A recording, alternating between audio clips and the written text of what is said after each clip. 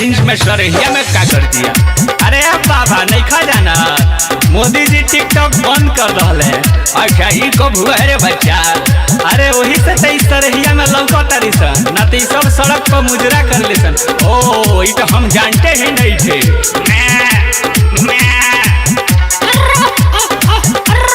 अरे बाबू तनी अखनी के डिटेल हमरो के बताओ। अरे यो ठतरलिया सवारा रे, टिकटॉक पे होके खाड़ा रे। अरे बंसी बाबा भाई सुना आजकल क्या होता है भारत में। अरे बाबू बता तो नहीं हम जाने। अरे यो ठतरलिया सवारा रे, टिकटॉक पे होके खाड़ा रे। अब घर के रसोई में छनी है सौ कचरी रे। अरे डबिया हमारे आँख से कम दिख रहा है सर, ये मैं टिकटॉक स्टाइल लोग क्या करता। अरे बाबा ये लो बेकार बा। अरे पुजुआ बेचातिया बकरी रे, मुस्कान चरावतिया बकरी रे। अरे पुजुआ बेचातिया बकरी रे, मुस्कान चरावतिया बकरी रे। मुस्कान चरावतिया बकरी रे।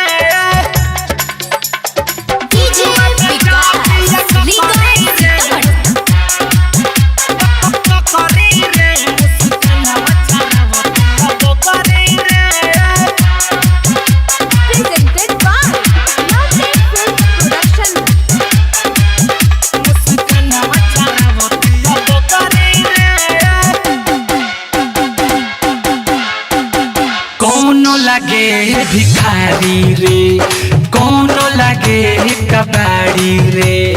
अरे तो भिखारी लगबे करियो सन स्टार्डम गइल बा। हाय बाबा सही कहलो। कौनो लगे भिखारी रे, कौनो लगे कबाड़ी रे। जब से बंद भइल टिकटॉक, कौनो बेचे हाड़ी रे।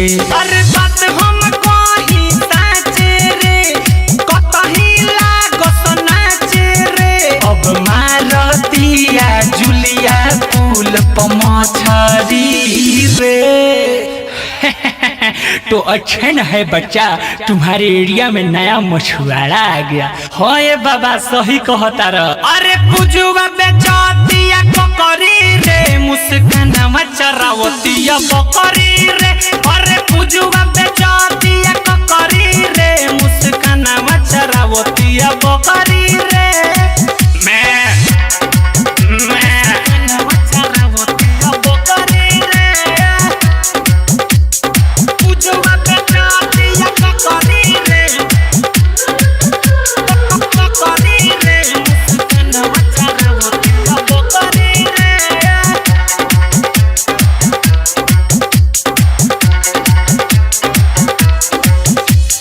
गुजरा रोड पकड़ी हस, लाइक खातिर मरी हसन। हाँ सही बात है, मोदी जी सही किए हैं टिकटॉक बंद करके मुजरा होता था स्टाइल।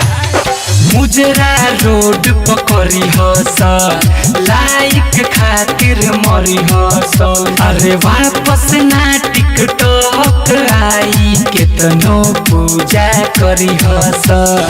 कहतर दिल कस दिनेश रे, हीरो बाबू से हंस हंस रे। अब ना करी है सो अपने में पकड़ा पकड़ी रे। अरे बाप रे बाप, मुजरा के साथ साथ पकड़ा पकड़ी भी होता ठका रे आए। हाँ बाबा तू ना देखत रह का हो आए। अरे पुजुआ बेचातिया बकरी रे, मुस्कान चरावतिया बकरी रे।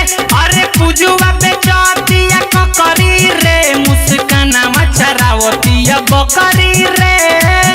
अरे यो ठतरलिया संभाला रे, टिकटॉक पे होके खाड़ा रे। अब घर के रसोई में छनी है सौ कचरी रे।